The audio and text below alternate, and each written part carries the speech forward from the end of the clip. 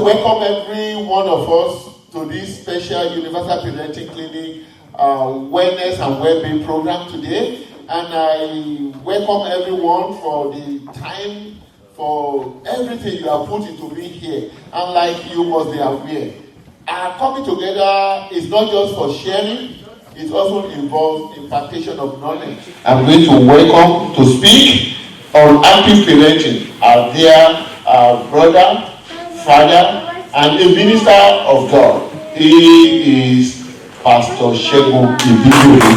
Put your hand together. Thank you very much for that introduction. All the glory to God.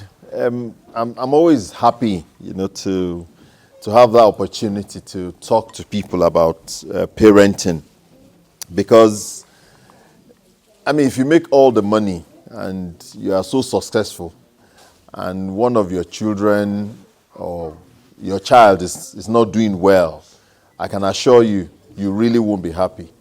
All that money, all that, will not mean anything. Because we put so much, or we're expected to put so much into our children. And if they don't turn out well, then we start to ask ourselves questions. And we have seen a lot of people that have succeeded in so many areas of life.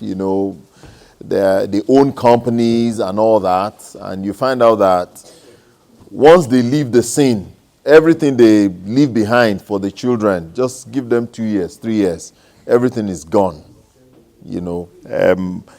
But all of that comes from how we have brought up our children to a very, very large extent.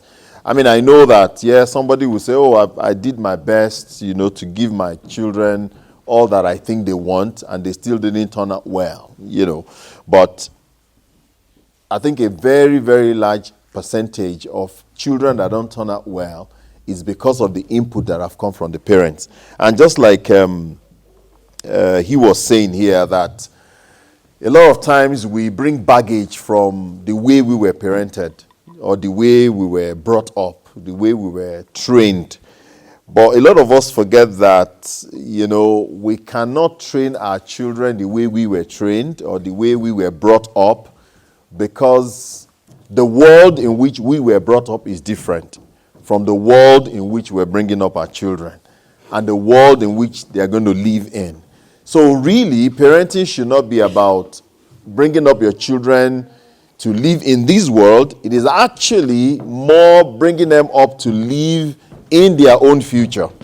And what that means is that as a parent, you've got to then, be up to date to know what that future looks like, so that you can then train them, instruct them in a way that they will understand what to do when they get there. So today we're going to talk very briefly. We don't have much time. And it's active parenting. And what does that mean? To parent actively means to be involved in the life of your child. A lot of us think, it's all about giving them money, buying iPads for them, and that settles it. No, it's more than that. It's not just money. Yeah, money is good and is important. But I can tell you that some of us grew up where there was no money. Okay? So it's not just about money.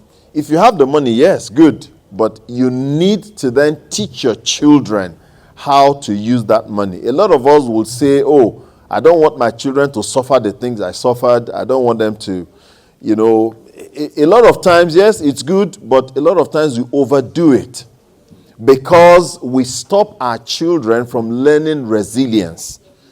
A lot of us are what we are today because of the difficulties we went through, because of the challenges that we faced. And therefore, we are now in a place where no matter what comes to us, we are ready to face it. We're not running away from it. We're not shying away from it. But today, we're bringing up children that, every small thing they encounter, they tell you, I'm depressed, or all those sort of things. So I can't take it anymore. I can't. And some of us parents encourage those things instead of, teaching them the things they need to face, the challenge that may be before them. So therefore, as an active parent, you've got to be deeply involved with your children's life, providing guidance for them, support, and setting consistent boundaries. It is very, very important that, some of us say, oh no, he's too young or he's too small. And, but I want to ask us, how many of us taught our children to tell lies? How many of us, you remember the first time you will catch your child telling a lie? Did you teach that child to lie? I'm sure it's a no. So it just means that there are things that we are born with that is only waiting for the right opportunity to manifest. Okay? So it means that as parents, we need to watch it. And the only way we can do that is to actively be involved in their lives, so that our nurturing of these children will bring something into their lives that will help them to face the future. It is so important. And therefore, the approach of a parent that is active in the life of their child is they participate in the children's activities. They are ready to communicate openly. It's not like where we're coming from, where, I remember when I was growing up, I can't just sit in a room where my dad is sitting. And if he comes into a room where I am, I'll find my way out. You get what I mean? Okay? That's how we were brought up. That's what it was in their time. But it's not like that anymore. We've got to be open to our children. So a parent who is active needs to communicate with their child. You've got to listen to your child. You've got to listen to what they're saying. And then train them. You see, there are levels when we start to deal with our children, and we don't have time for that today. There's a place where you are your child's teacher. There's a place where you actually discipline your child. There's a place where you act as a coach to your child. And you know what a coach will do? If you're in football or any of the sports, your coach tells you, come out 5 o'clock. 5 o'clock is 5 o'clock. Whether it is raining, whether it is, no matter what is happening, you've got to be out there in the field. You've got to do your 10 laps around the field. It doesn't matter.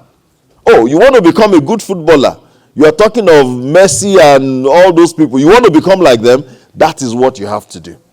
So sometimes as a parent, that is what you have to do.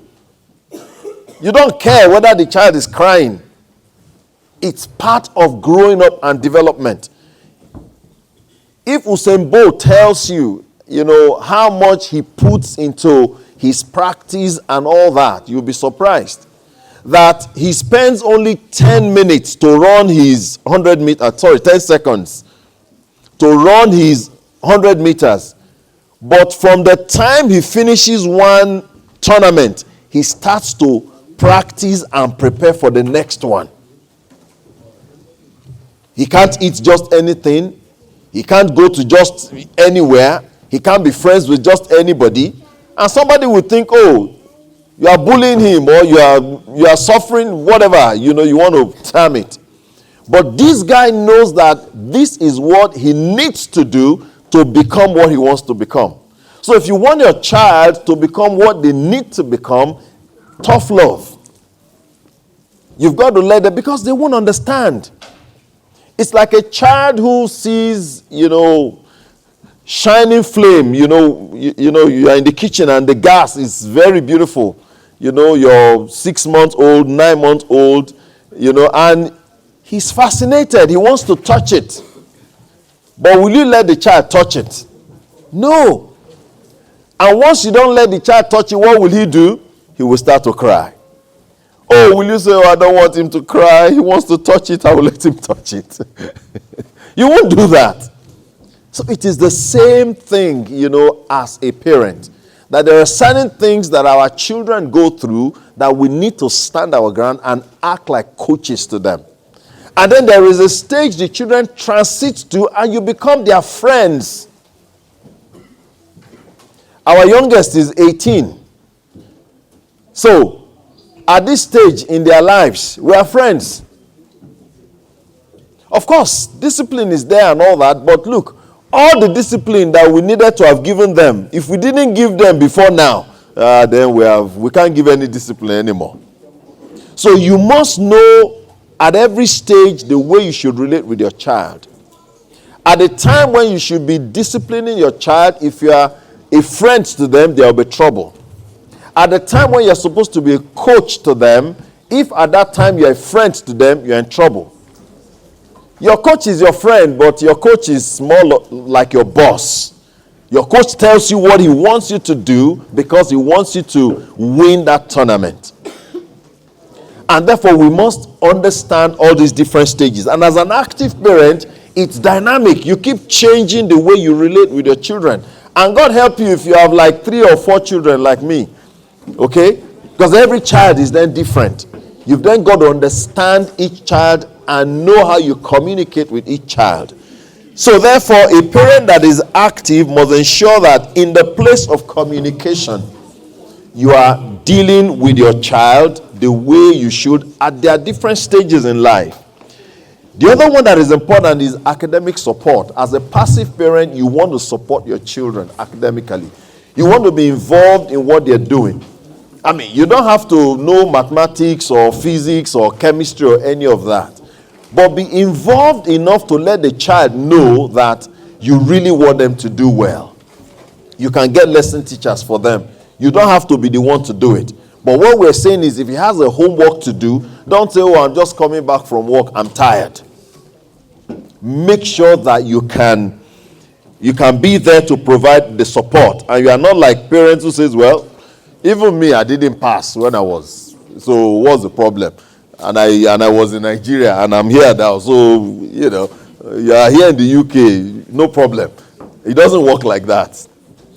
Okay? So we must ensure that, we can show them that we're interested, and we can sell to them what we want them to become.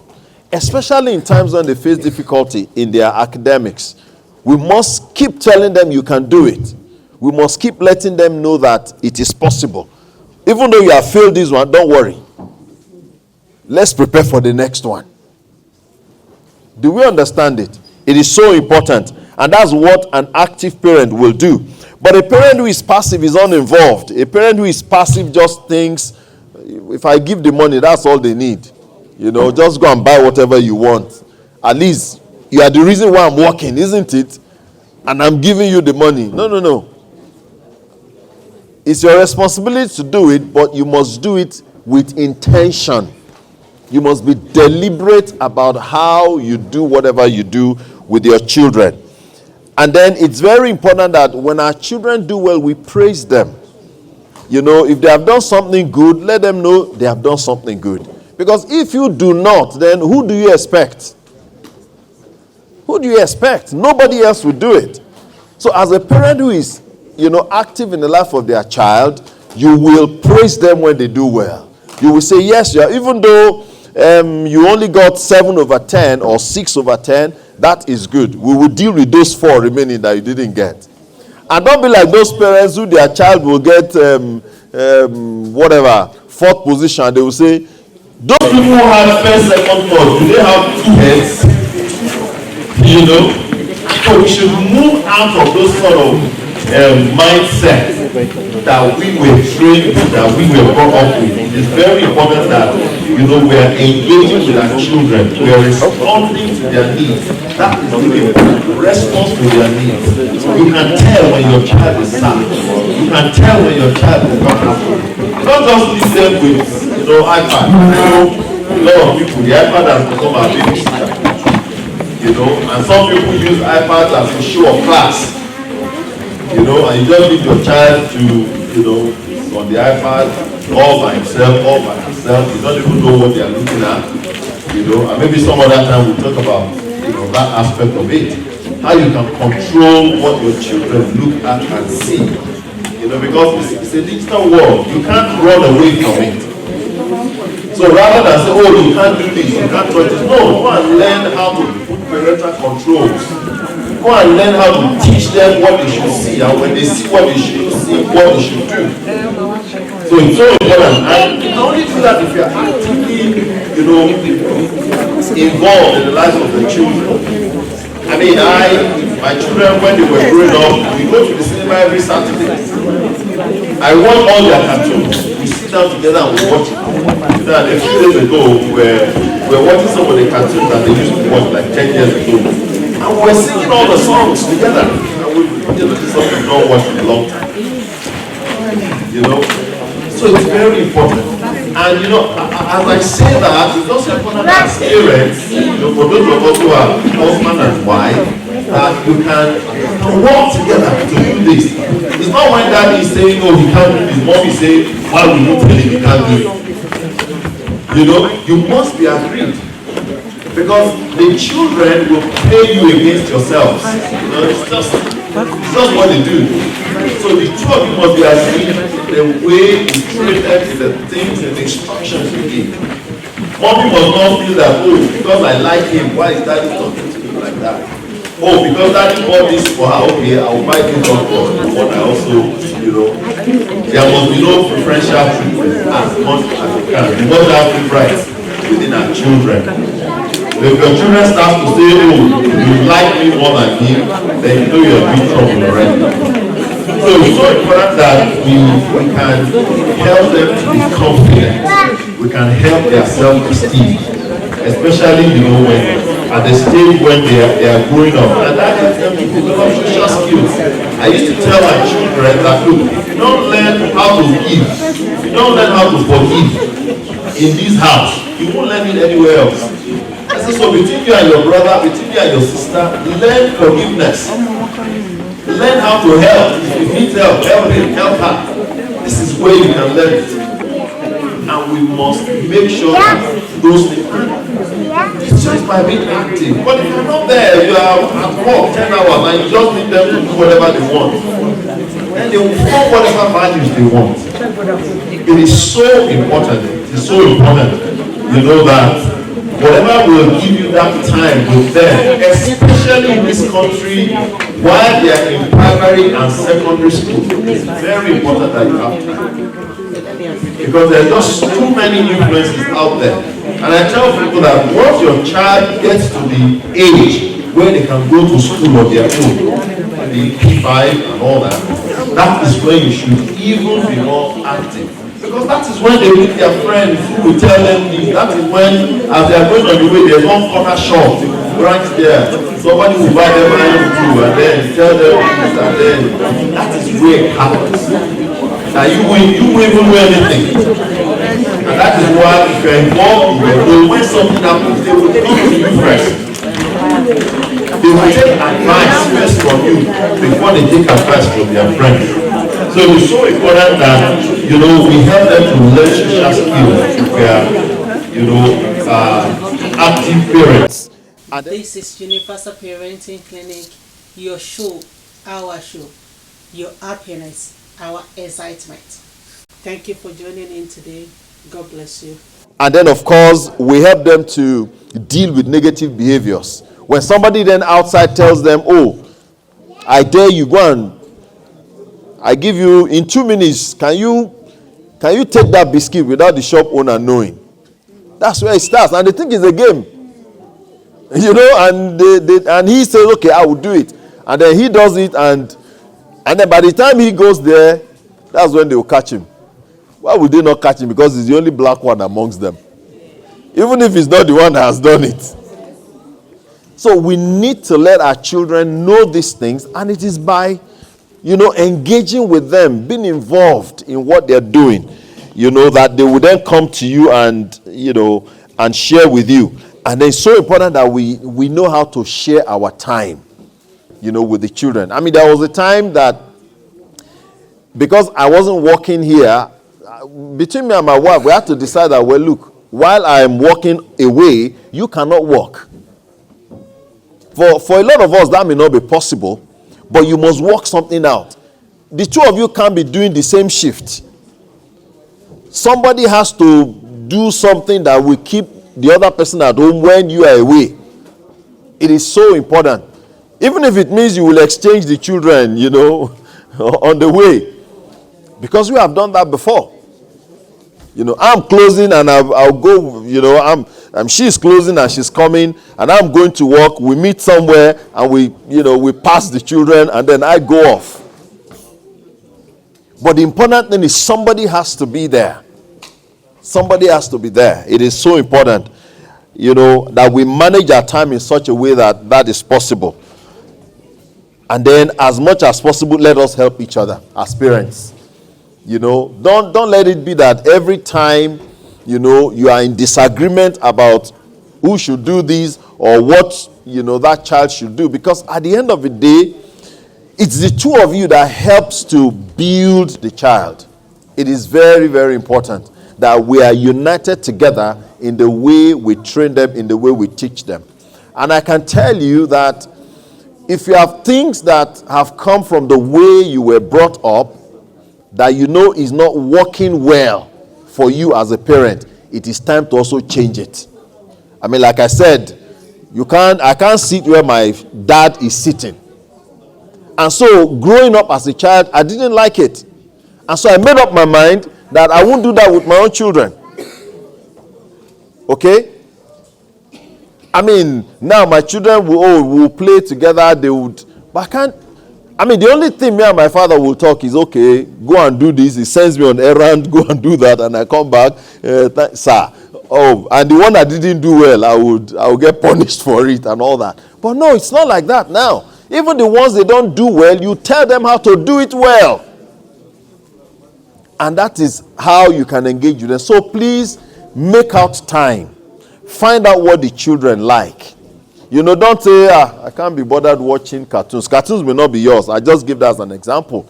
But that gave me a good bonding time with them. When we're watching the cartoons, that's when they can tell me things that they won't ordinarily tell me. Because it's a relaxed atmosphere.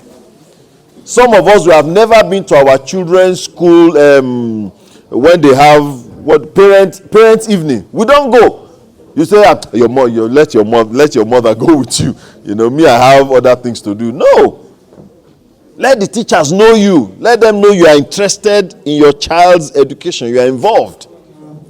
And when your child starts to talk about Adam, every day he's talking about Adam or he's talking about Sophie. Go and know who this Adam is. Go and find out who this Sophie is. Go and know Sophie's parents. When they go to the school, say, oh, where's that Adam? And then go towards Adam. Go there before everybody closes. So when his parents come, you can go there and say, oh, hello, how are you? And you will know whether that's the kind of child that your child should be associating with. Because you go to greet some of them and they just, they're very cold towards you. They just, straight away, you just know that this one. You understand? Or you have a particular person, they always want your child to come to their house, but they won't come to your own house. I tell my children, any friend, when they were growing up, any friend you have that you can go to their house and they don't want to come to your house, no friendship. So these are some of the things. But you see, if you are not actively involved in the life of your child, you will never know some of these things. You won't know who they are playing with on the playground and all those sort of things. I think I'll stop here because of our time. But the summary of it is, please do all that you can to be close to your children. Be their friends as much as possible. Some people say, oh, if I'm their friend, oh, they will. No, they will not. That is what, if you are not your child's friend, then, let's think about it. What's the whole point?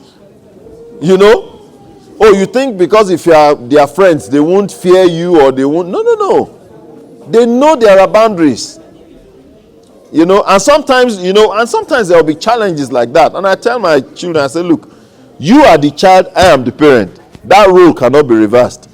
And one line I always use for them, I'll say, how old are you? They'll tell me. I say, how old am I? They'll tell me, and I'll subtract. I say, so I'm how many years older than you? I say, so definitely I know better this thing than you do. And I know it better than that your friend who is the same age with you. So we need to keep dialoguing with them. And don't let see them as, you are saying rubbish. Or what you are saying doesn't make sense. No. Let's come to their level. And let's dialogue with them. Let's let them know, look, this is why I'm saying this. Oh, but what you are saying is this and is this and is that. And you find out that next time, they want to come back to you. But if you shut them down every time they want to talk, or if you make them feel that what they are saying is not important, they won't come to you again. Thank you very much, sir.